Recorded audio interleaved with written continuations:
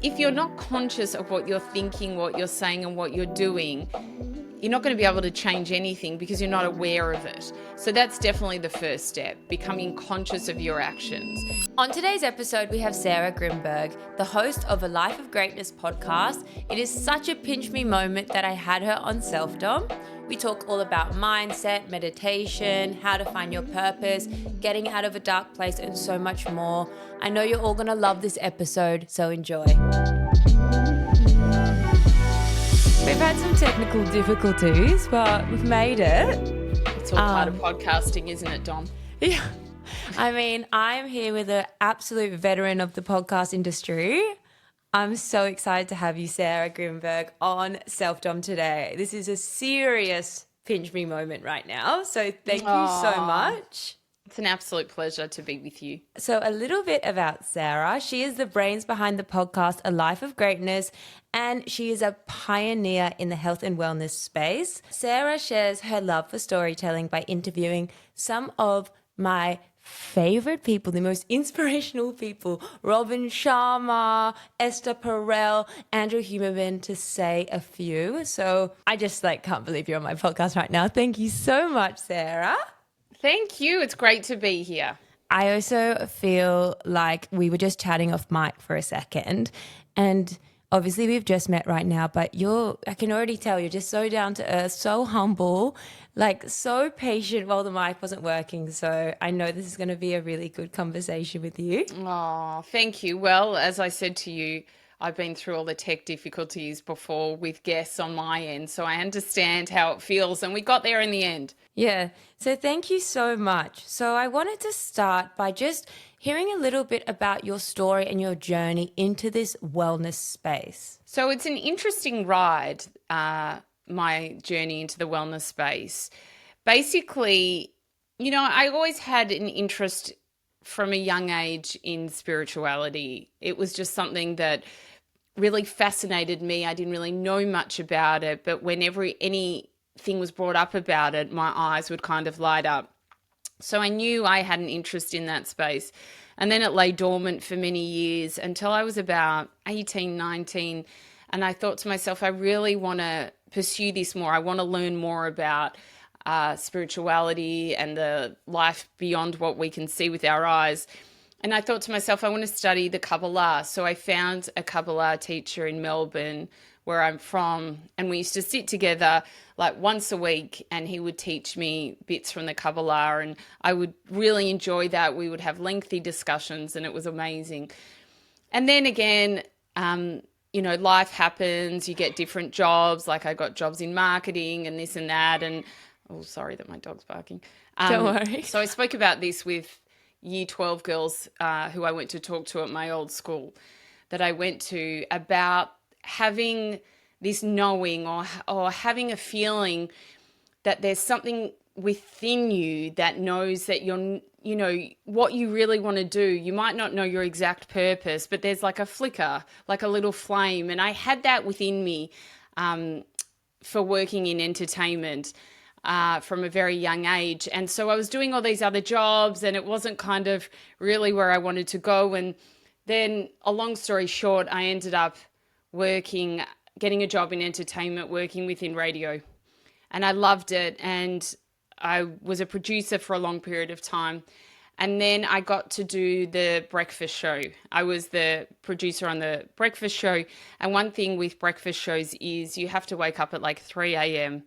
and you just keep working and because the show starts at 6 a.m., but you're prepping, you need to know what's going on in entertainment and what's going on in sports and news. So it's a very high cortisol job. You're always on the go. So you're always in that fight or flight. And, as the producer, you're getting text messages at all hours. And at the time, it was the most money that I ever got paid. And it was such a prestigious role, doing the breakfast radio role, because that is the best producer role you can get. And I was actually doing it for the Sydney market. This is so convoluted, but it was being done from Melbourne, which sounds so strange. So it was the first year that we were recording into Sydney, broadcasting into Sydney, but we're actually all doing it from Melbourne because the talent was in Melbourne.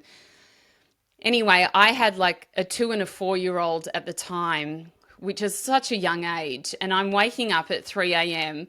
and obviously going to work, especially when it's dark. You know, in Melbourne, it's freezing during winter.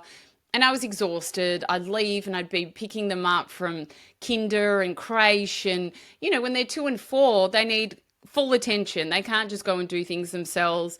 So then my whole life was just exhausting.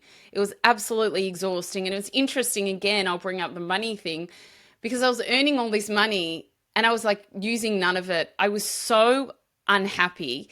And then it got to this stage where I just got the worst flu, and this is before COVID.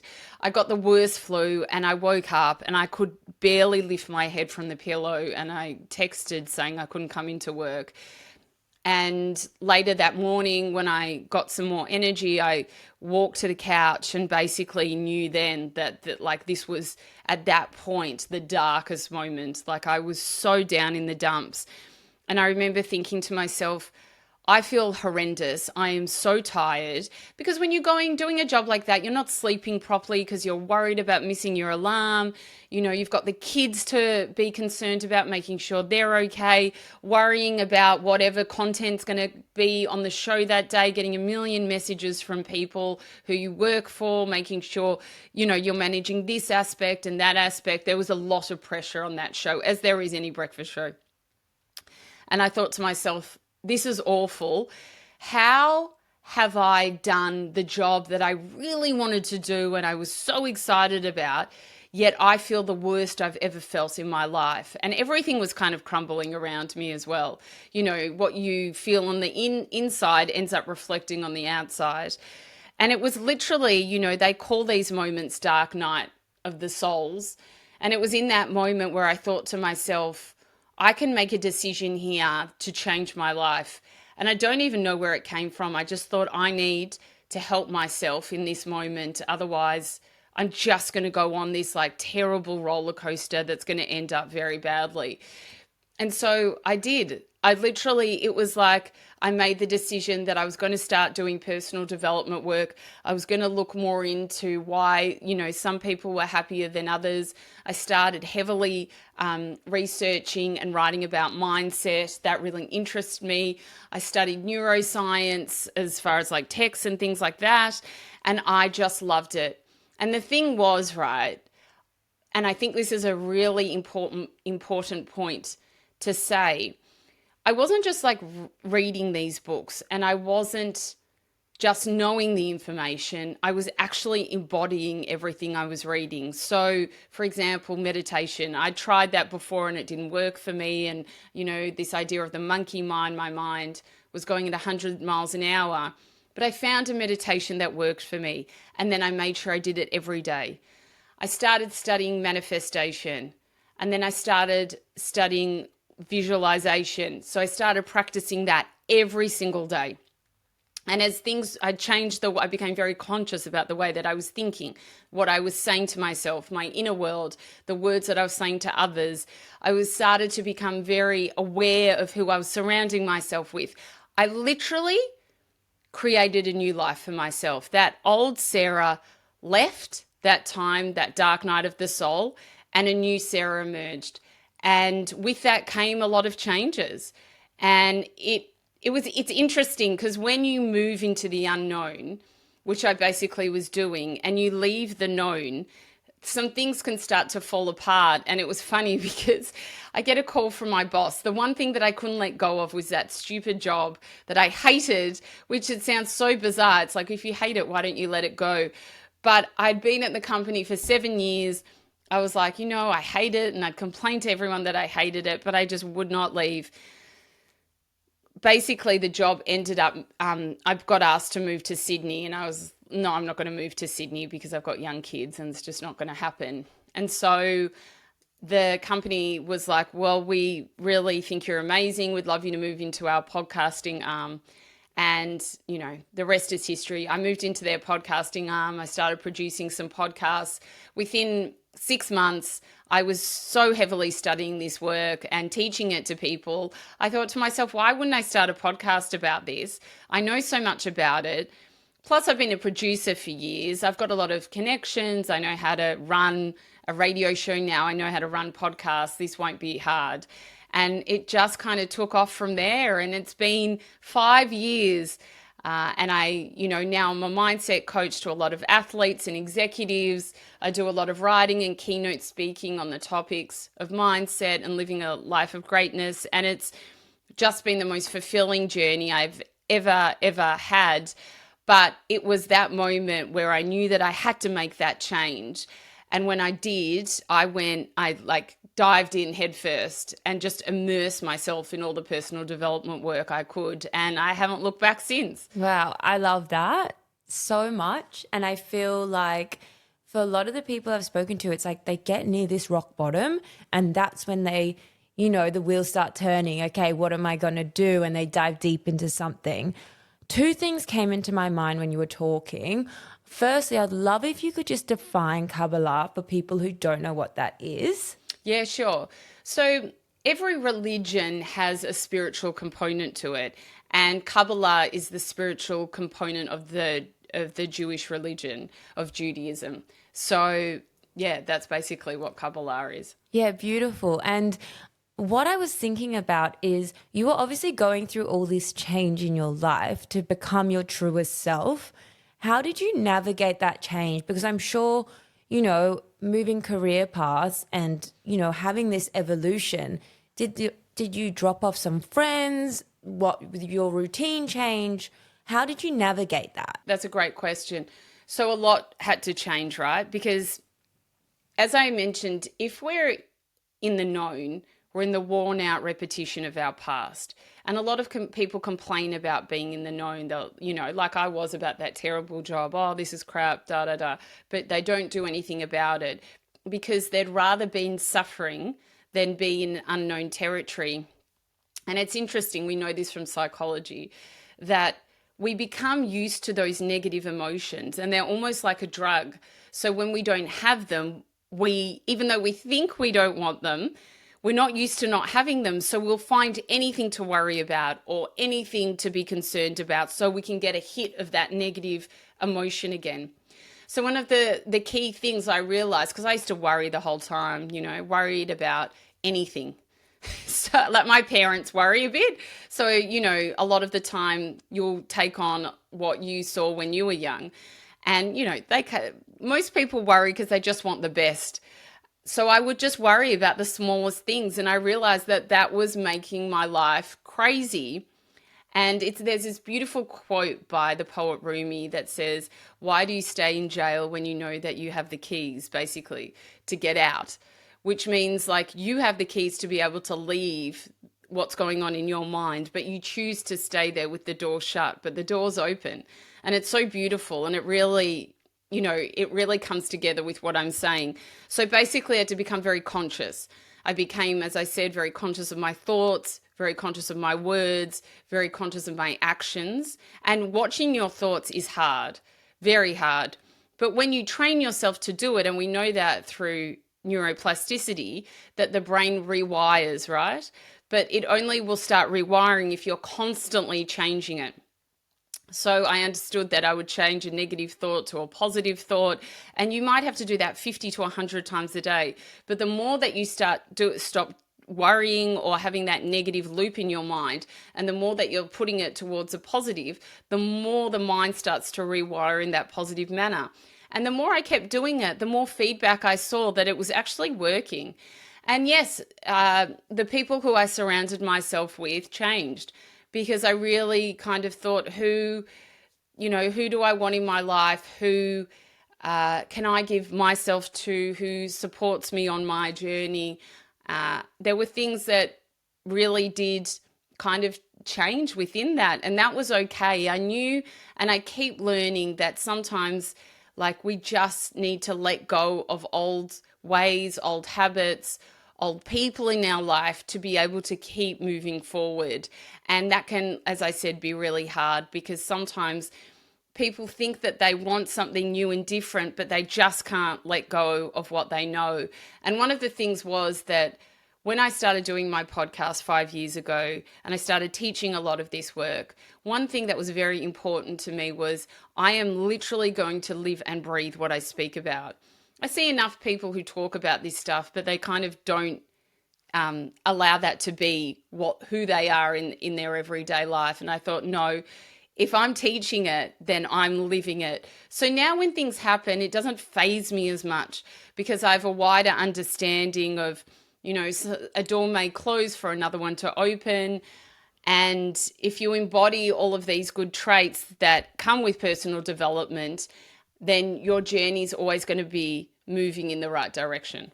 Yeah, and I find it also incredibly inspiring because you said you were a mum of two going through all of this. And I think a lot of people, you've got the commitments of your children and the financials of that. And, it works out in the end when you put that one foot in front of the other. So I love hearing that from you. And I'm so happy for you that it all worked out exactly how it was meant to. To touch on meditation, I would love to hear, what meditation do you do? What works for you? And what were the changes you saw in your life when you stuck to that routine? Yes, meditation was one of the things that, helped save me in that dark time. And it's something that I do nearly every single day. And I do meditation not only because I know the amazing benefits of meditation, I do meditation because I actually love it. I love getting into that quiet space. I love getting into my heart. I love visualizing things in meditation that I want to create and draw to me through mental imagery. Meditation for me is just an absolute sacred space. And I mean, I do all different meditations. I sell meditations on my website. I do a lot of that. The manifestation ones, I created one of them as well that I often do that has a mental imagery component to it.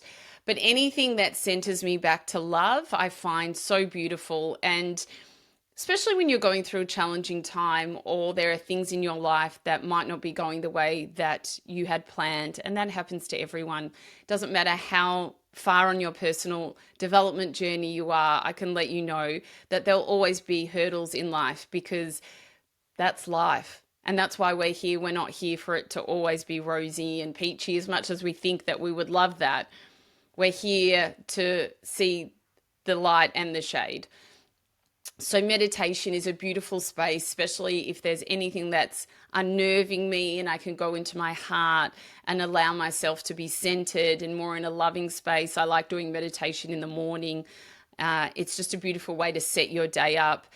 Something that I do with meditation, which, the habit that I've gotten into with it is like I wake up and it'll literally be the first thing that I do. I go into my study where I have a beautiful meditation chair. It's nice to have a sacred space to meditate in, and it's nice for it to be the same space if that's possible for you, and a private space that's away from people and noise and smells and things like that, and just go into that sacred space. I do it, as I said, every morning because I like to start my day like that. I feel that it sets you up to have a wonderful day. I don't check my phone or turn it on before I go into my meditation.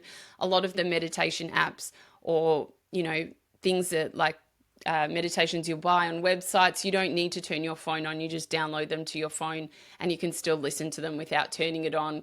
So that's what I love about meditation. That's a bit of the meditations I listen to in my routine with meditation. I love that. If someone was starting their meditation journey, you did mention you have meditations on your site.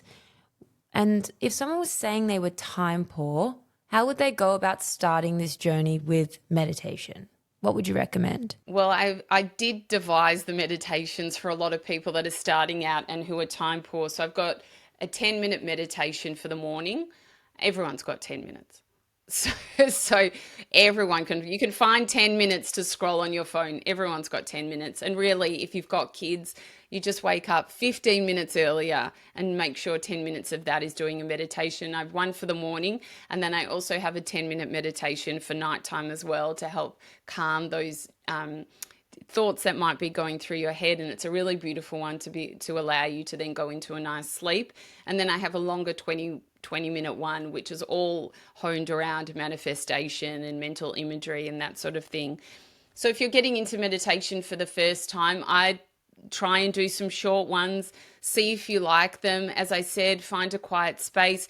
It's always good to meditate around the same time every day. So if you do it in the morning, try and keep doing it in the morning. If you do it at night, then keep doing it at night. Or if you do it twice a day, then that's great as well. But just try and be consistent with what you're doing. Every meditator says to me when they first meditate, oh, I've got a monkey mind, I can't concentrate. I can tell you, everyone has that.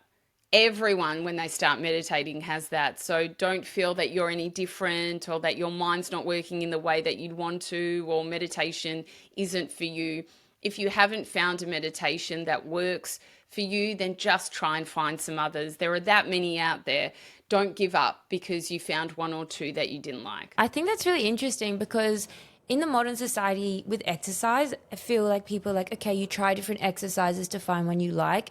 And it's the exact same with meditation. From everyone I've spoken to, it opened my eyes that there's so many different types of meditation out there, because I was doing the same Ayurvedic style of meditation. And since interviewing different teachers, I've discovered body scanning, and just guided ones on apps, and it's completely changed how I view it. And I feel the same as you. I wake up, I go in my sunny spot, I do my meditation, and it's a highlight of my day. And one of the big things I want to share with the podcast by having amazing guests on like you is that it should be something you enjoy. It should be something you're excited for. It shouldn't feel like a chore. I totally agree. That's why I like to say to people, I meditate not because I know of all the good benefits of meditation. I obviously like that as well.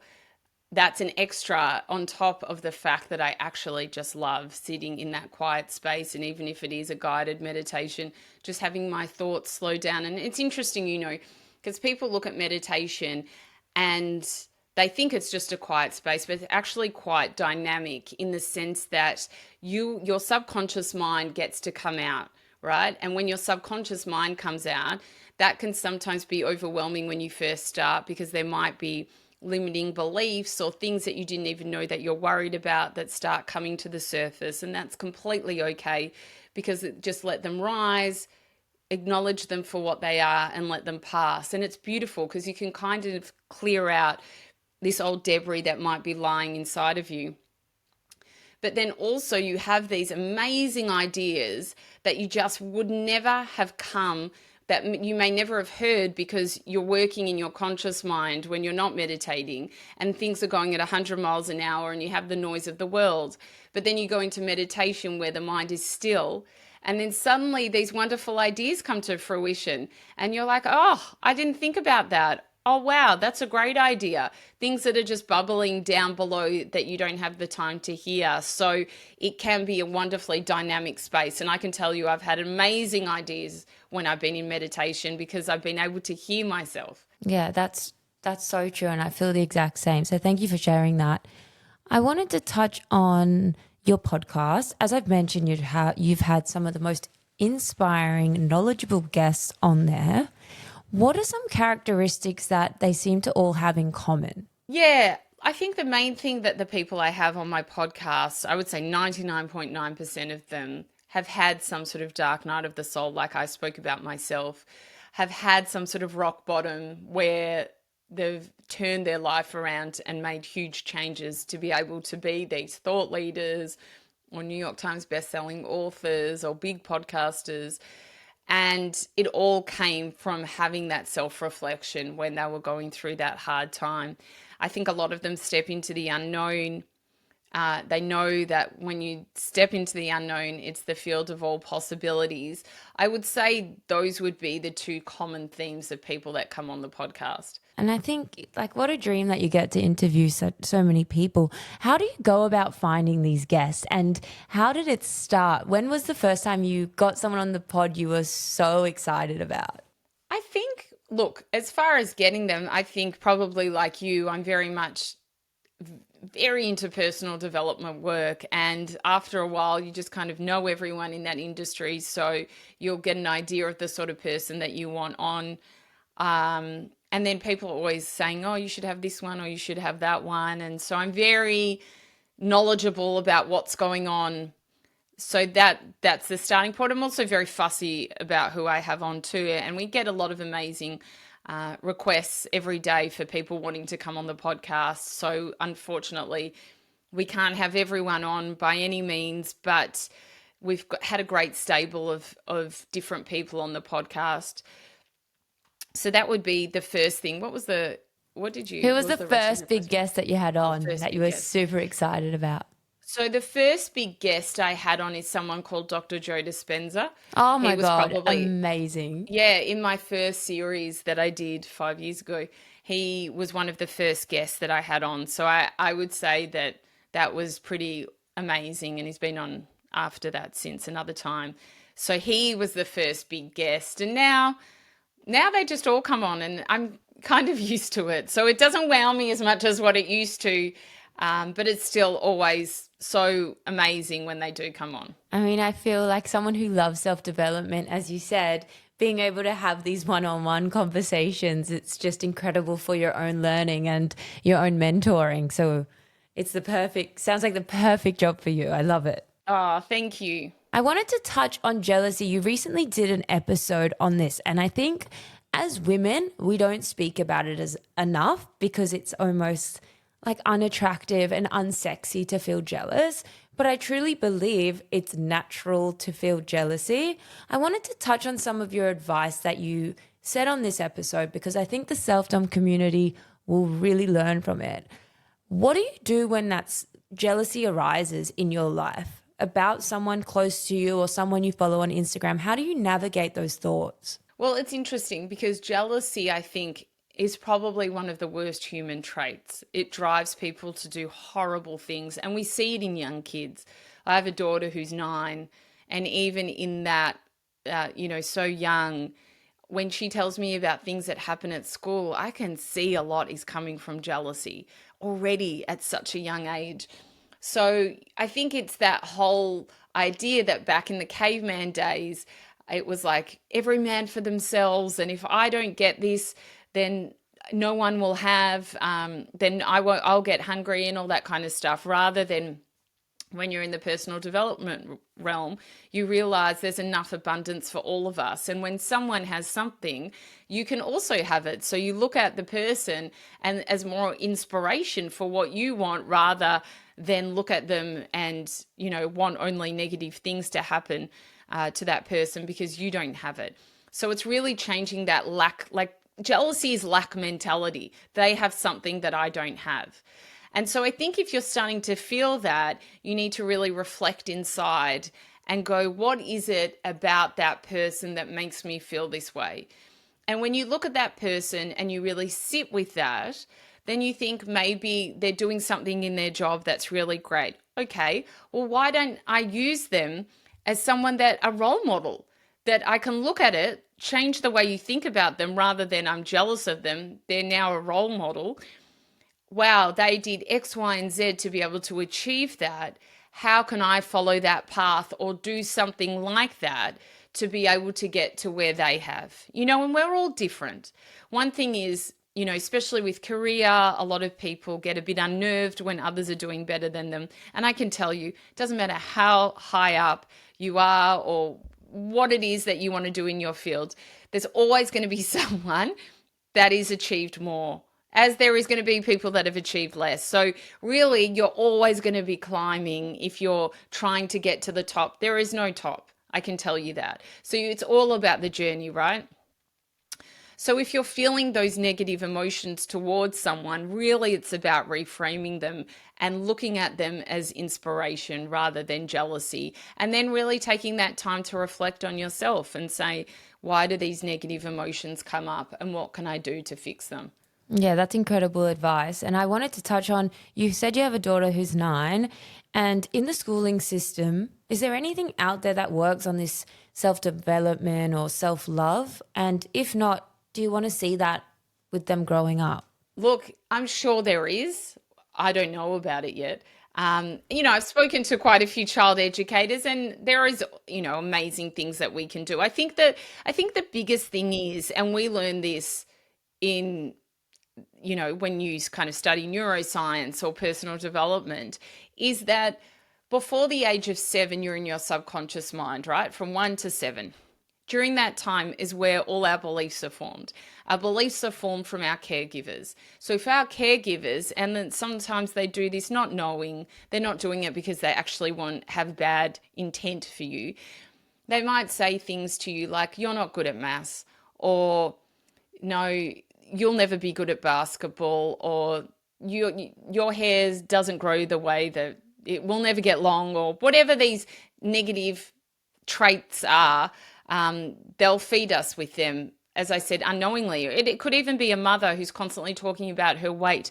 Yes, she's not talking about it to her child, but she's talking about it to herself. The child is hearing, and therefore they're taking on everything that she's saying and her actions, which then gives them a negative view about their body. So that's why as adults and caregivers, we have to be very careful if we have children around us. So that's where your negative beliefs and self-limiting beliefs are formed. So I think one of the key things when you're raising children is to be very conscious of what you're saying to them, because you can either give them beliefs that are going to let them fly, like I am enough, I am worthy, which are the two biggest things that we don't feel like we are. If you're fueling that to your child when they're young, you're setting them up for success. And I can tell you too, through a lot of the clients that I do mindset coaching with, all of these negative beliefs can be changed. So don't think like I came from a terrible environment, my parents did abuse me or whatever. I've seen the most shocking of shocking things, yet I've seen people absolutely flourish afterwards when they do the work. So as we know through neuroplasticity, and I mentioned earlier, is that the brain is able to change, but it changes through repetition. So I think it's really fueling our kids with these positive beliefs. Another beautiful thing that I interviewed a guy on the podcast the other day, and he was telling me about how when he was young, he met this woman who wasn't even a family member or anything. It was like a freak meeting in a shop. And she taught him the art of manifestation and visualization. And so that's something I've done with my children. But I thought to myself, I need to kind of revisit that, because using the power of your mind can take you anywhere you want. So being able to harness that at a young age, I think just allows our young kids to have more awareness, be more control of their thoughts, all those beautiful things. So I would say they were the key things. And obviously kids model what you do. So being kind, that is a huge part of life. I mean, as an adult and as a child, children can be very funny with things like that. They know what kindness is, but they can be very mean. So I think that if you're teaching your child good morals and they're watching you and seeing how you interact with people, then, they'll end up being a kind person as well. Yeah, definitely. I didn't know that from 0 to 7, that's when their subconscious mind is developed. That's so interesting. Yeah, really interesting. And it just makes you realize how they're always just watching everything that you're doing, and they're watching your actions as well. That's why it's so important to show them good ways of living. What are some simple tips if you're feeling like you're in that rock bottom area, maybe you've had some trauma in your life, just some simple tips that you would give to someone to kind of get out of that dark place? As you've said, you've seen people in the darkest of spaces soar. Yeah, I think as I mentioned earlier, the first thing that it always comes down to is being conscious. So when we're conscious, we're able to make change. So if you're not conscious of what you're thinking, what you're saying, and what you're doing, you're not going to be able to change anything because you're not aware of it. So that's definitely the first step, becoming conscious of your actions. And then also wanting to change. This is a really interesting line, and I always say it to my coaching clients. For change to occur, you need to change. It sounds so basic, but a lot of people, they might come to coaching or they might go to a psychologist and they listen to everything they say and then they go back and don't do any of it. And then they wonder why nothing's happening. Well, nothing's happening because they're not doing anything to make change occur. So that's why I feel like I would want everyone to hear this, that if you want to change, you need to change, because change is not going to happen around you if you're doing the same things every day and you're doing the same bad habits every day. So that is a key thing. I think, as we spoke about earlier, getting into some sort of meditation, it's just so beautiful. It's such a wonderful way to start your day or finish off before you go to bed, being able to clear those thoughts. I mean, if you're really, really at rock bottom, I would highly suggest seeing a psychologist or a psychiatrist or a psychotherapist, whatever it is that suits you. One thing that I always say to people, and I think this is really key, you wouldn't keep reading a book if it was bad. You'd give up after a chapter or two. That's the same with health professionals. If you go to a psychologist and you're not gelling with them or you feel like you're not getting much out of it, then find someone else. It's like with meditation. One doesn't work for you, the second one doesn't work for you. There are a plethora of them out there. There are a plethora of psychologists, psychiatrists, and psychotherapists out there as well. And like any industry, you just have to gel with the right person. So don't give up if the first or second time were not good. Try and find someone else.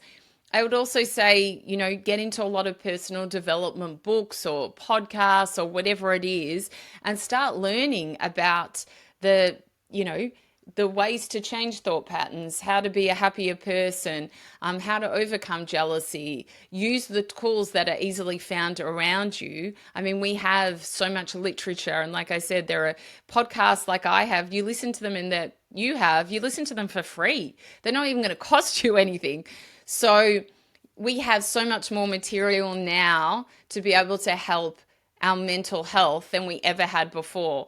So there is so much stuff to do, and I hope some of those tips help people. Yeah, it blows my mind how much information and knowledge we have at our fingertips. It's incredible. If you use social media and the online world in a positive way, you can grow so quickly because it's all there for you. It's insane. Yeah. I mean, if you think about what it was like 10 years ago, it was nothing like this, Yeah, in such a short space. You started your podcast 5 years ago, which in the podcast industry is actually, one of the early adapters, but 5 years isn't that long. And look how many podcasts are out there. Oh my God. There's one for everyone. Literally, there's everything.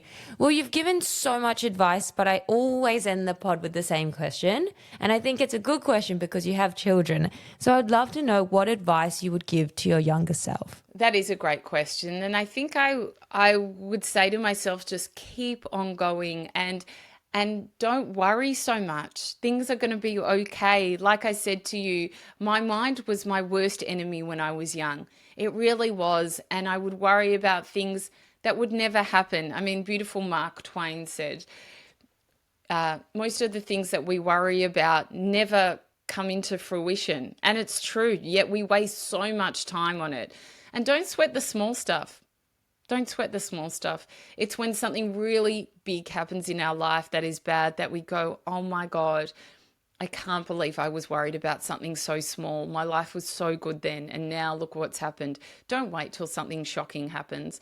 Realize that every day is a new day to start over again. What happened in the past is the past, but the only thing we have is the present because the future hasn't happened yet. So I think those would be the main things that I'd say to myself, like, just relax. Hearing stories like yours and so many people, it is sometimes you think, oh, you've got to hit rock bottom to get back up, but you don't. It's like learn from all these stories that we hear. Start now. I love that idea that the best day to do something was yesterday, but the next best day is today. Absolutely. And like I said, the work that you do, the work that I do, it empowers people to live their best life. And as you mentioned, you don't need to hit rock bottom to be able to change your life. You might just feel that something doesn't feel right and you want to get more into being able to change your thought patterns. There's so much literature about how to do that. So yeah, today is the perfect day to start. Yeah. Well, with that, thank you so, so much for jumping on Selfdom today. You are incredible, a huge inspiration to me, and I feel so grateful I got to chat to you today. Oh, it's an absolute pleasure. Thank you for the beautiful, beautiful conversation. And if you don't, make sure you listen to A Life of Greatness. It's incredible. Her solo episodes are my favorite, and she also has incredible guests. So make sure you follow that. And of course, a little reminder, if you love this episode, make sure to share it on your socials because it makes my entire day seeing it. So with that, thank you, Sarah, and I'll see you on the next episode.